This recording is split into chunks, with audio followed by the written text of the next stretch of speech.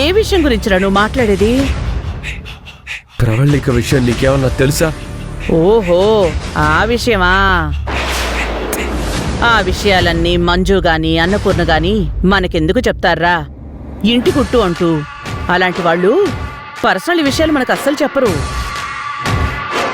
కానీ వాళ్ళు మాట్లాడుకుంటుంటే వాళ్ళ మాటల్ని బట్టి కొంచెం నాకు అర్థమైంది. వాళ్ళ ప్రవళిక విషయం నాకు చెప్పలేదు, నీకు కూడా చెప్పలేదమ్మా? అదేంట్రా, ఆ ప్రవళికమైన కొంప ముంచిందా ఏంటి? అప్పుడప్పుడు ఆ పిల్ల ఫోన్లో ఎవరితోనో సీక్రెట్గా మాట్లాడుతుంటే నేను చూసి మంజుకి చెప్పాను. నా మాట లెక్క చేయలేదు. సరే, తల్లైన నన్ను అర్థం చేసుకుంటుందని వాళ్ళ అమ్మకి చెప్పాను. లాభం లేకుండా పోయింది. ఇంతకీ ఏం జరిగిందో చెప్పరా? ఏం జరగడం ఏంటమ్మా? వీళ్ళు అమాయకులని నేను ఇంట్లో తెచ్చి పెట్టుకుంటే నా పరువు మర్యాద మొత్తం తీసేశారు. ఇంతకీ ఏమైందిరా? అసలు విషయం చెప్పు. ప్రవళిక మినిస్టర్ మేనల్లుండి ప్రేమించింది.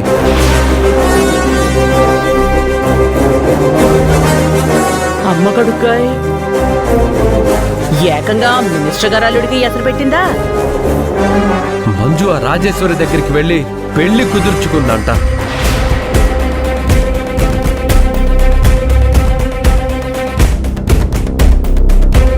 అవునా?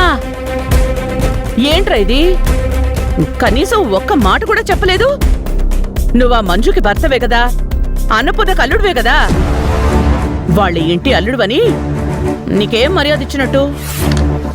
నాకు మినిస్టర్ గారు ఆ రాజేశ్వరి గారు పెళ్లి కుదిరిన విషయం నీకు తెలియకుండా ఉంటుందా సత్య అని నన్నొక అబద్ధపు మనిషిగా మాట్లాడుతుంటే నేను తట్టుకోలేకపోయాను.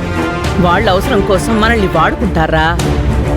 ఇక్కడ మేము మీ నాన్న ఉన్నామన్న ఆలోచన కూడా లేకుండా, అయిన వాళ్ళన్న ఆలోచన కూడా లేకుండా వాళ్ళలో వాళ్లే మాట్లాడుకుంటారా?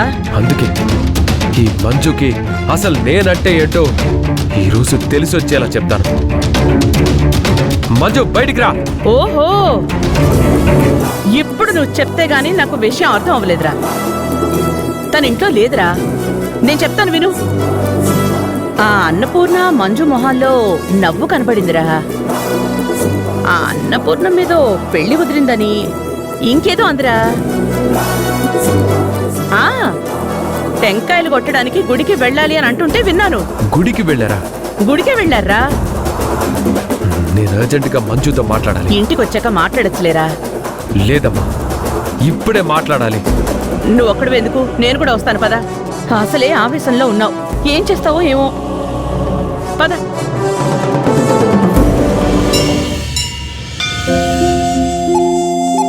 ప్రవళికకు పెళ్లి కుదిరితే 101 కొబ్బరికాయలు కొడతానని దేవుడికి మొక్కుకున్నాను మంజు. అమ్మా, ప్రవళిక ఒక పెద్దింటికి కోడలిగా వెళ్ళబోతున్నందుకు నాకు సంతోషంగా ఉంది. నేనిస్తూ ఉంటాను, నువ్వు కొడుతూ ఉండమ్మా.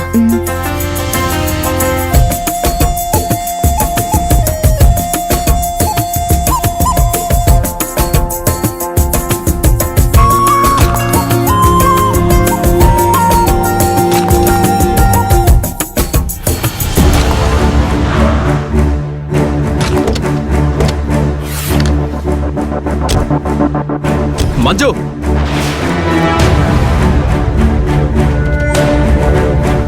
రండి సత్య గారు, మీకు ఒక గుడ్ న్యూస్.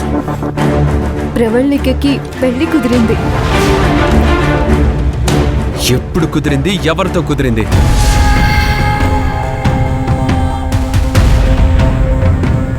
ఏంటండి ఆవేశంగా ఉన్నారు? ఉండరా మరి.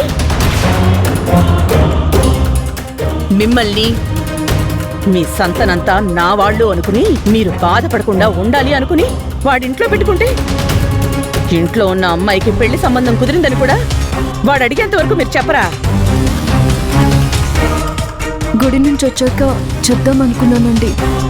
అసలు పెళ్లి విషయం నాతో ఎందుకు చెప్పలేదు?